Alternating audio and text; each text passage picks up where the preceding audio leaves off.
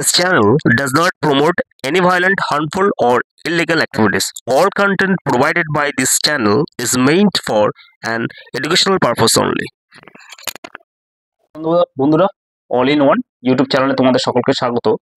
তো বন্ধুরা, কালকে আমাদের ভারতবাসীর কাছে একটি আনন্দের দিন ছিল, সকলে খুবই এনজয় করেছে এবং এটা গর্বের দিন ছিল। সব থেকে বড় কথা হচ্ছে, এবং কারণ হচ্ছে চ্যাম্পিয়ন ট্রফি, সেটা হচ্ছে দুবাইতে অনুষ্ঠিত হয়েছিল, ভারত জিতেছে আমাদের ইন্ডিয়া।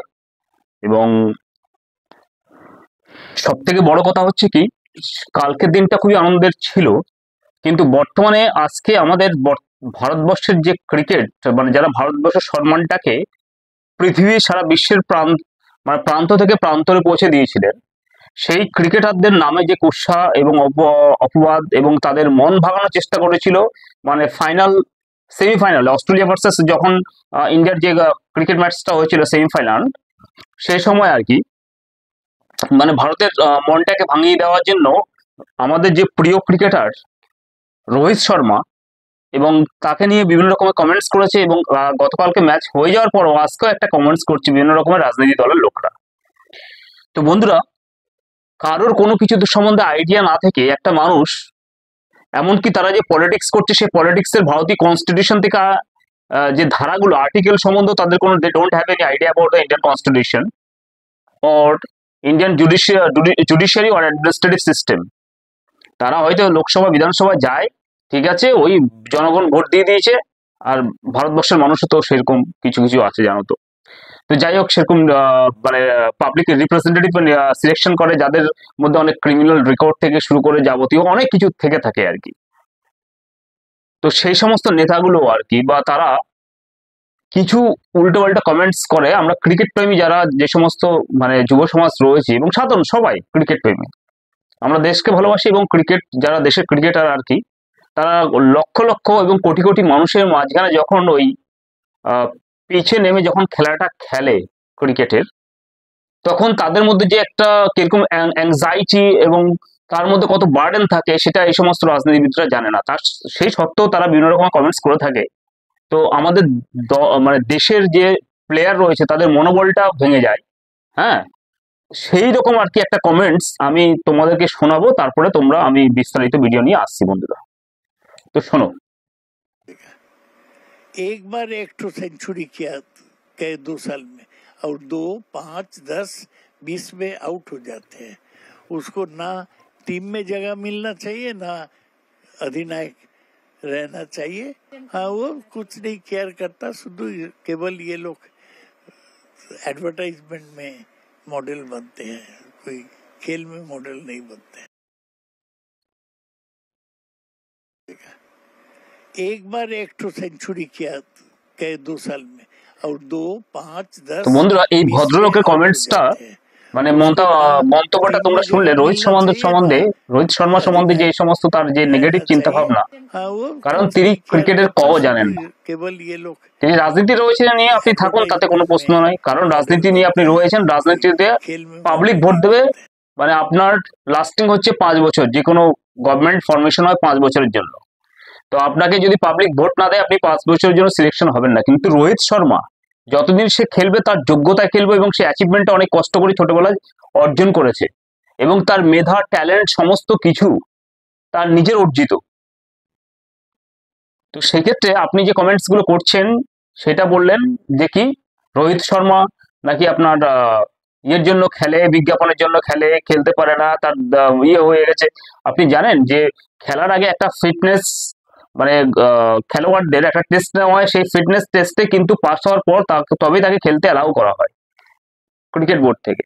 সেটা আপনার জানা আছে কিনা আমরা জানি না। তো যাই হোক বন্ধুরা, এই যে নেতা এই যে বক্তব্যটা দিল, এটা পশ্চিমবঙ্গের একটা, ওয়েস্ট বেঙ্গলের একটা নেতা আর কি। তো তার পরিপ্রেক্ষিতে আমরা একটা সানি দেওয়ার একটা সিনেমার কথা মনে পড়ে গেছে বন্ধুরা।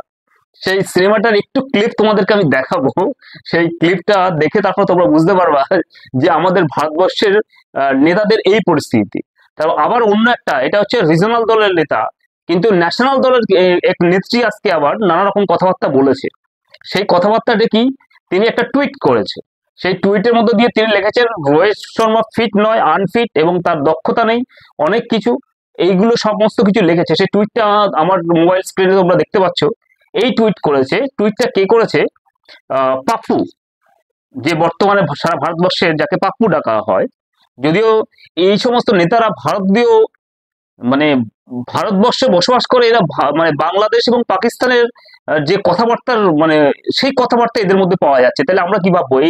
আমরা কাদেরকে মানে জনপ্রতিনিধি হিসাবে দাঁড়া করাচ্ছি? যারা দেশে ভালো চাইবে, দেশের প্লেয়ারদের, দেশের সম্মানের ভালো চাইবে, সেটা না চেয়ে এরা দেখি সেই বাংলাদেশি এবং পাকিস্তানিরা যে সমস্ত নেগেটিভ কমেন্টস করে ভারতের প্লেয়ারদের সম্বন্ধে, ভারতবাসীর সম্বন্ধে, ভারতবর্ষ সম্বন্ধে, সেই কমেন্টস গুলো এই সমস্ত নেতাগুলো করছে। তো এই নেতাদের যে মানে এরা পরবর্তীকালে জনপ্রতিনিধি হিসাবে যখন দাঁড়াতে যাবে, আমি মনে করি এই ভারতবর্ষের 142 কোটি মানুষকে ভাবনা চিন্তা করতে হবে ভোটটা দেওয়ার আগে। কারণ এই আপনারা কাদেরকে ভোট দিচ্ছেন, কাদেরকে দাঁড় করাচ্ছেন, কোন দলকে ভোট দিচ্ছেন? কারণ এরা যে সমস্ত মন্তব্যগুলো করছে সেগুলো তো বাংলাদেশ পাকিস্তানের যারা ওই মানে ভারতের বিদ্বেষী রয়েছে তাদের মতো মন্তব্যগুলো করছে। এই যে পাপুর এক নেত্রী, তার নাম হচ্ছে আহ শামা শামা মোহাম্মদ আহমদ না কি, যাই হোক, উনি আবার যে ন্যাশনাল পার্টি রয়েছে কংগ্রেস, তারা হচ্ছে অফিসিয়াল স্পোক্স পার্সন। তিনি রোহিত শর্মা সম্বন্ধে এই যে টুইটসটা করেছে সেখানে লিখেছে রোহিত শর্মা আনফিট এবং রোহিত শর্মার কোনো ইয়ে নেই, এই সমস্ত কিছু লিখেছে আর কি, দল পরিচালনার মতো ক্ষমতা নেই, নানান কিছু লিখেছে। এইভাবে এইভাবে যে মন্তব্যগুলো করছে সেটা কি মানে ভারতীয় হিসাবে করা যায় বন্ধুরা? সেটা আমার প্রশ্নটা তোমাদের 142 কোটি মানুষের কাছে রইল। তো যাই হোক, এই আমি ওই যে ক্লিপটা আগে দেখাই আর কি, আমাদের যে নেতারা যে মন্তব্য করেছে, তা আমার একটা জিনিস মনে পড়ে গেল, সানি দেওয়ালের একটা বিশাল একটা মানে প্রচলিত একটা মুভির একটা ছোট্ট ক্লিপ দেখাচ্ছি, তারপরে আমি আসছি বন্ধুরা, দেখো মুভি ক্লিপটা।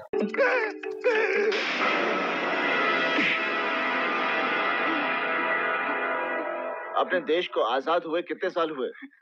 नहीं मालूम। अपने देश में भाषाएं कितनी बोली जाती हैं? नहीं मालूम। हमारे देश की आबादी क्या है? नहीं मालूम। देश का राष्ट्रगीत क्या है? नहीं मालूम है। जब तुझे इस देश का इतिहास नहीं मालूम, भूगोल नहीं मालूम, कल्चर नहीं मालूम, अपने आप को नेता कहता है?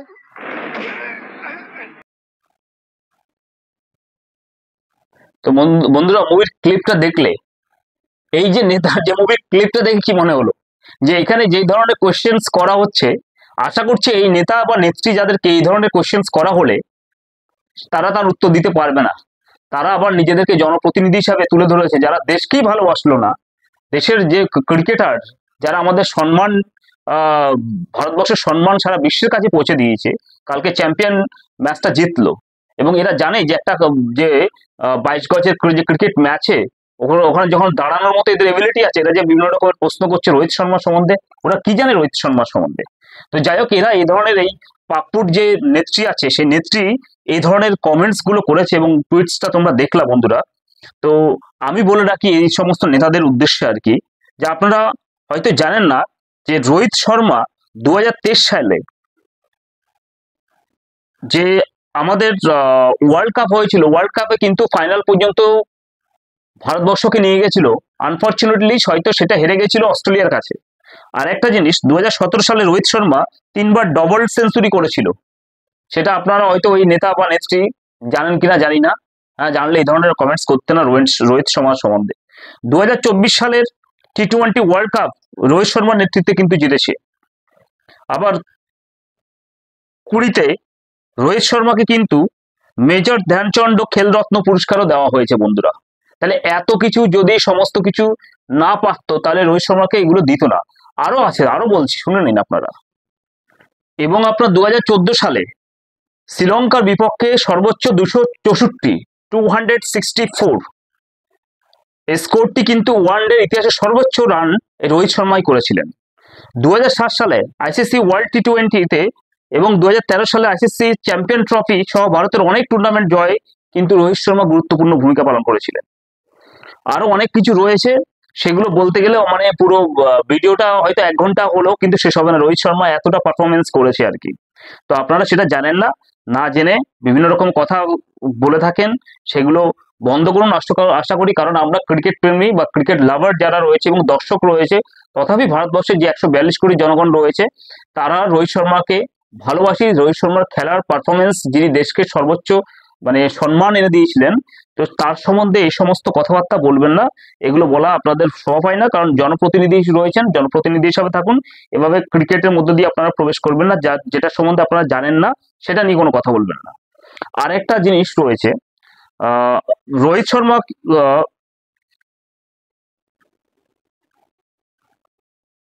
এবং আরেকটা জিনিস জানিয়ে রাখি বন্ধুরা, 2015 সালে ভারত সরকার রোহিত শর্মাকে ভারতের দ্বিতীয় সর্বোচ্চ ক্রীড়া সম্মান পুরস্কার অর্জুন পুরস্কারে ভূষিত করেন, এবং 2020 সালে ভারতের সর্বোচ্চ ক্রীড়া সম্মান রাজীব গান্ধী খেলরত্ন পুরস্কার, যার নাম করা হয়েছে বর্তমানে মেজর ধ্যানচাঁদ খেলরত্ন পুরস্কার প্রদান করা হয়েছে। তো এইগুলো হচ্ছে রোহিত শর্মা অ্যাচিভমেন্ট। তো যারা যারা এই মন্তব্যগুলো করেছেন রোহিত শর্মাকে, তো তাদেরকে বলবো আপনারা এই ভারত এই যে অ্যাচিভমেন্ট গুলো রয়েছে, সেই অ্যাচিভমেন্টের আপনারা কি কোনোদিন ধারে কাছে যেতে পেরেছেন? না পারবেন কোনোদিন? আপনাদের কন্ট্রিবিউশনটা কি রয়েছে? তো সেটা জেনে শুনে আগে মন্তব্যটা করুন। এবং যারা রোহিত শর্মা থেকে শুরু করে যাদের এত কোটি কোটি যে ফ্যান ফলোয়ার রয়েছে, তাদেরকে আপসেট কখনো করবেন না প্রথমত। আর বিশেষ করে ভারতীয় প্লেয়াররা যারা রয়েছে তাদেরকে কখনো আপসেট করবেন না। আচ্ছা, এই দুইজন যে মানে নেতা বা নেত্রী সো কল্ড যাকে বলা হয়, তাদের যে মন্তব্যটা তোমরা শুনলা, মানে একজন পাপ্পুর রয়েছে আর একজন আমাদের ওয়েস্ট বেঙ্গলের, তারা যে নেগেটিভ কমেন্টস গুলো করেছে। তো আরেকটা জিনিস আমি বন্ধুরা তুলে ধরি, আমি কোনো দলের কথা বলছি না, যিনি ভালো কাজ করে তারটাও কিন্তু আমাকে তুলে ধরতে হয়। সেটা হচ্ছে, তোমরা জানো 2023 সালে ইন্ডিয়া এবং অস্ট্রেলিয়া, ইন্ডিয়া ভার্সেস অস্ট্রেলিয়ার যে মানে ওয়ার্ল্ড কাপ ফাইনাল ম্যাচ হয়েছিল আমাদের ইন্ডিয়ার সঙ্গে অস্ট্রেলিয়ার, সেখানে আমরা হেরে গেছিলাম। হেরে যাওয়ার পর বন্ধুরা, যে আমাদের দেশের প্রধানমন্ত্রী নরেন্দ্র দামোদর দাস মোদী, তিনি কিন্তু টোটাল পুরো ইন্ডিয়ান টিমের সঙ্গে সাক্ষাৎ করেছে, এবং তার সাক্ষাৎকারে কি কি বলেছে সেটা তোমরা একটুখানি দেখো। তাহলে তোমরা এবার কম্পারিজন করবা যে নেতা কিন্তু ভালো নেতার মধ্যে রয়েছে, যে নেতৃত্ব দেশকে পরিচালনা করবে, দেশের মানুষকে পরিচালনা করবে, সমাজকে এগিয়ে নেবে, তাদেরকে আমরা নেতা ভাববো। তো আমাদের প্রধানমন্ত্রীর মানে বক্তব্য এবং তার মিটিংটা একটু দেখো, তারপরে আমি আসছি। मुस्कुराइए भाई, देश आप लोगों को देख रहा है। मैंने सोचा मिल लूंगा सबको। होता है कह रहा हो, कहते हैं ये आप लोग मेहनत बहुत की है, लेकिन कहा बाबू गेलो ना पड़ दो। समय बहुत अच्छा किया है इस बार।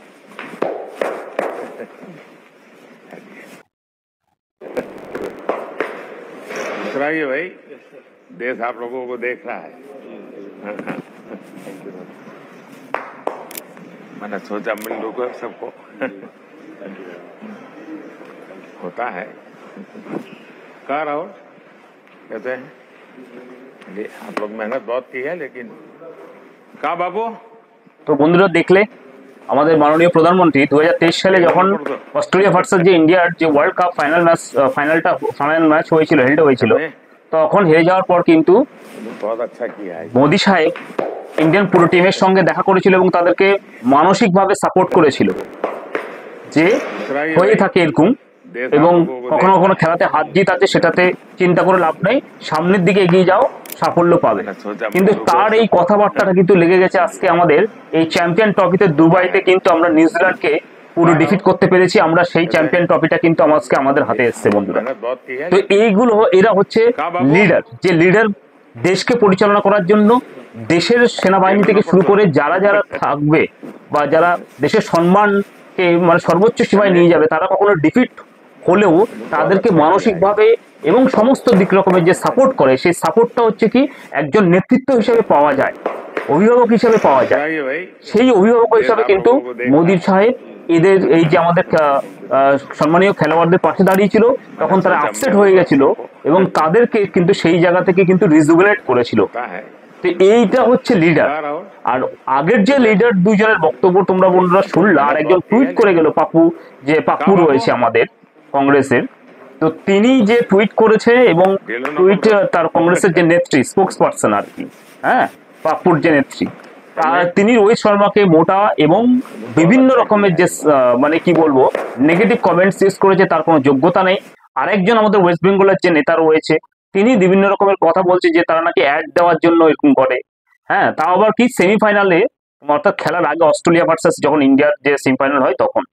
তাহলে বন্ধুরা ভাবো, লিডের মধ্যে বা তোমরা কম্পারিজম করো যে কোন লিডার দেশকে চালিয়ে নিয়ে যাবে ভালো করে আর কোন লিডার দেশকে ধ্বংস করার জন্য বসে রয়েছে। এইটা তোমাদের 142 কোটি মানুষের কিন্তু ভাবার সময় এসছে। শুধু এই খেলার বিষয়ের দিকে বলছি না, দেশের ক্ষেত্রেও কিন্তু যারা কিন্তু দেশের ভালো চাইবে না, যাদের কথাবার্তার মধ্যে দিয়ে কি অন্য রকমের কিছু মানে ভাষা প্রকাশ পাচ্ছে, তারা মানে বাংলাদেশ এবং পাকিস্তান যে ধরনের ভাষা ব্যবহার করে ভারতের প্লেয়ারদের সম্বন্ধে, ভারতবাসী সম্বন্ধে, সেই ভাষা সেই মানে জনপ্রতিনিধিদের মুখে শোনা যাচ্ছে, তাহলে তারা কখনো জনপ্রতিনিধি হতে পারে না, দেশের কখনো মঙ্গল চাইতে পারে না। সিমিলারলি অন্য লিডারটা তোমাদেরকে দেখালাম বন্ধুরা, আমাদের যে মাননীয় প্রধানমন্ত্রী কিভাবে এই সমস্ত প্লেয়ারদের সঙ্গে দেখা করে তাদেরকে মানসিকভাবে সাপোর্ট থেকে শুরু করে সমস্ত কিছু তাদের পাশে দাঁড়িয়েছিল এবং বলেছিল হোতা হে। হ্যাঁ, কখনো কখনো এই ধরনের হয়ে থাকে।